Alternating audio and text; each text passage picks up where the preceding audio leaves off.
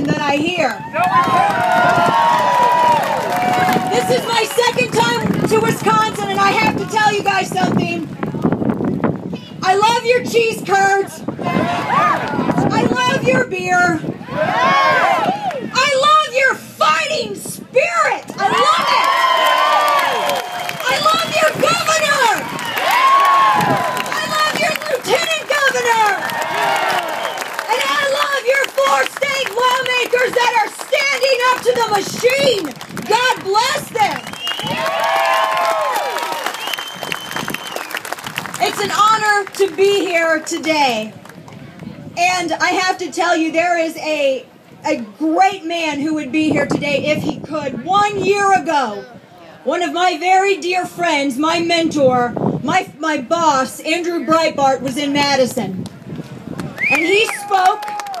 He was there with Sarah Palin. He was there with Herman Cain. He was there with so many of you as thousands of progressive labor guys and gals marched all around the Capitol screaming, chanting, yelling at them, yelling all kinds of nasty stuff. And he stood up and he helped bring national attention to your fight. You guys inspired him. You inspire me. You inspire all of us.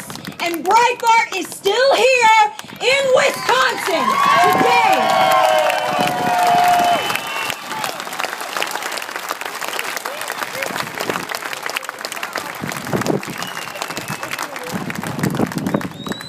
We across the nation have been watching you here in Wisconsin. And I may have only been here for the second time today, but I feel like I know your politics and those who are representing you intimately. I've been watching your fight. I've seen everything that you've been going through.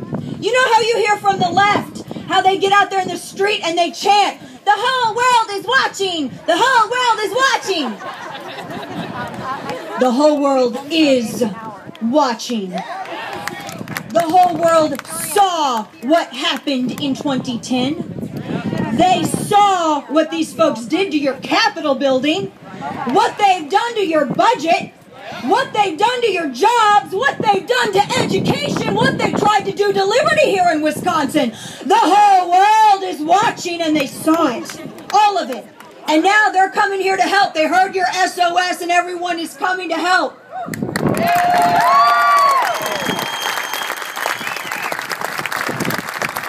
All of this began because you have some out-of-state union bosses that want to exploit the working man. I want to say something because I know this is going to be online and I know that there's media here and all of that. Public sector union members aren't our enemies, but the bosses, in my opinion, are.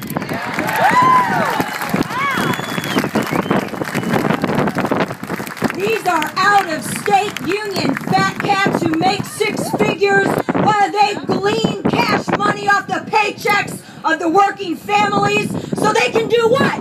Donate to candidates who vote against your best interest.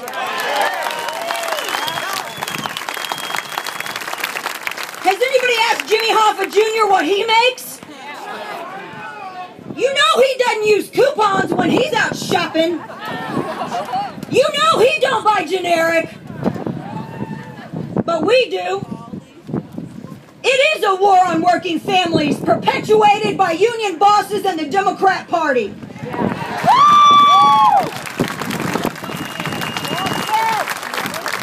These bosses and these far left Socialist Party members have tried to convince workers that they have the right to hold their neighbor hostage, that they have the right for politicians and bosses to make promises with your all's money when we're all broke.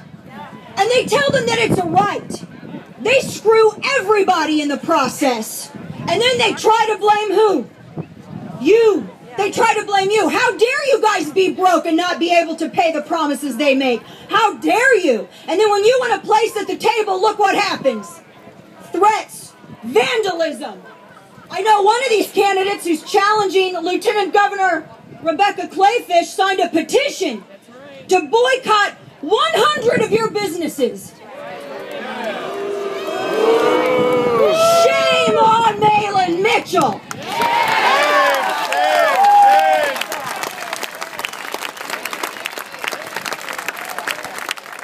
Shame on him. Shame on Tom Barrett. I've never seen such a contradiction, folks. I watched the debate the other night with Tom Barrett and Governor Scott Walker, and I saw a man up there. He could not dance away from his record fast enough, by the way. That was some amazing dancing.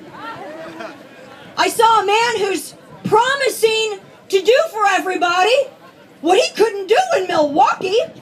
I'm trying to figure that out. So he says that he's going to do everything for the state of Wisconsin that he did not do for his own city. That makes so much sense to a liberal. No, if you were looking for a difference between Tom Barrett and Barack Obama where it concerns jobs, there isn't any. He wants to run the state of Wisconsin into the ground just like he did the city of Milwaukee.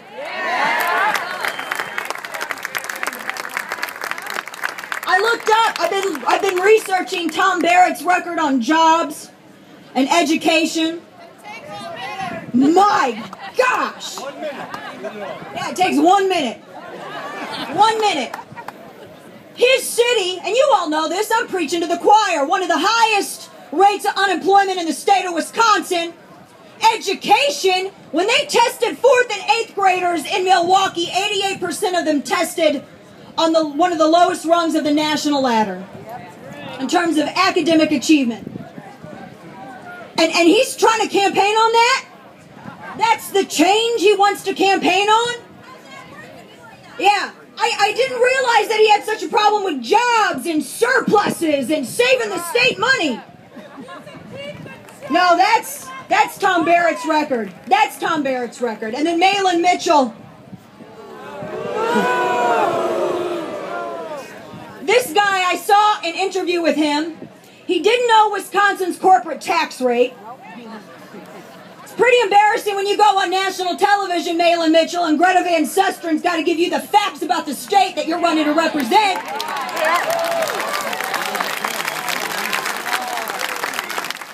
He just started voting in 2008? I don't get this guy. Says he's inspired by Barack Obama. What's inspiring about this guy? The fact that here women on Barack Obama's watch, almost 1 million women have lost jobs on his watch. There's your war on women right there. Our sisters, our mothers, our friends can't get a job because of this economic policy, and then they have the audacity to blame Republicans? I don't think so. Facts don't jive too much with that.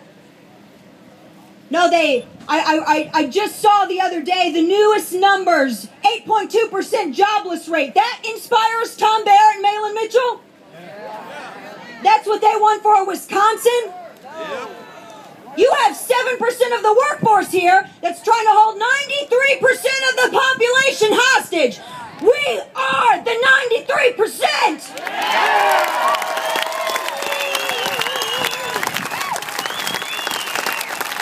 There's your class warfare, Wisconsin Democrats!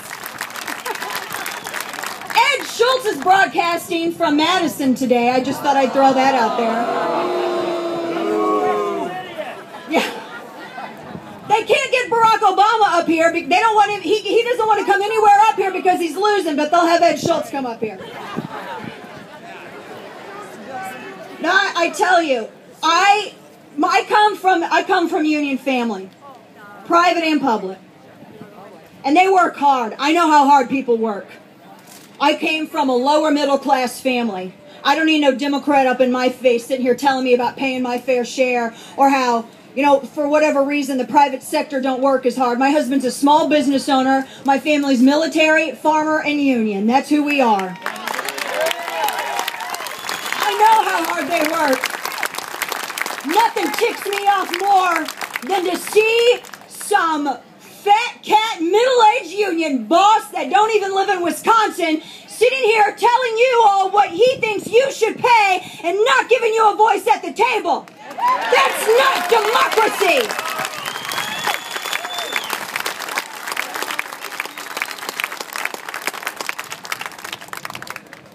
But that's the Democrat Party.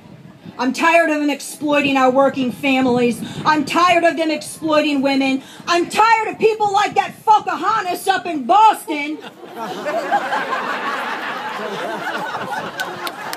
I guess she thought she drove a Jeep Cherokee, so that made her Cherokee.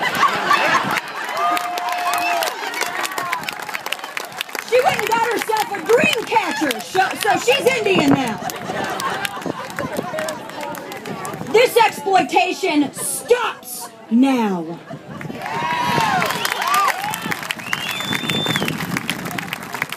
We are standing here with you, Wisconsin. I'm proud. I'm proud to stand with you. I am proud to come up here and talk about your fighting spirit and how hard you all been working in the Racine Tea Party here. My gosh, who said the Tea Party was dead?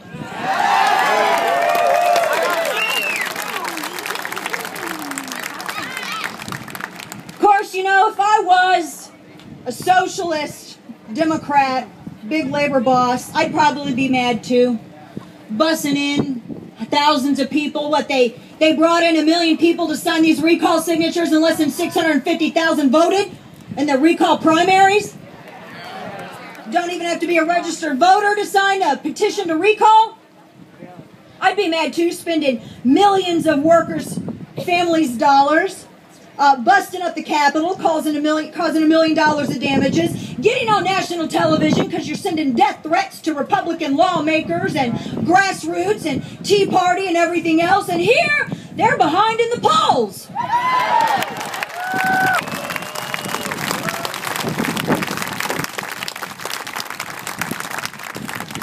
They're sellouts.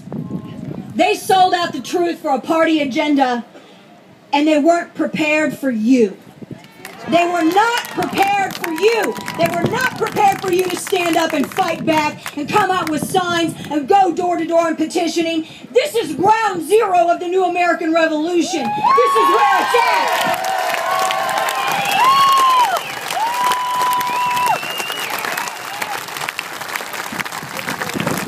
Well, I'm here to tell you, well, you all know this. They wanted a fight. They got one. Don't start nothing, won't be nothing. And you all are going to finish it on June 5th. They wanted a do-over of 2010. No, it don't work that way. You're going to make your voices loud and clear on June 5th. Debbie Wasserman Schultz said this past Sunday was a test run. I know. Well, I know, right? I know. I'm right there with you. Right there with you. She said Sunday, this is a dry run, a test run for November. You know what? She's right.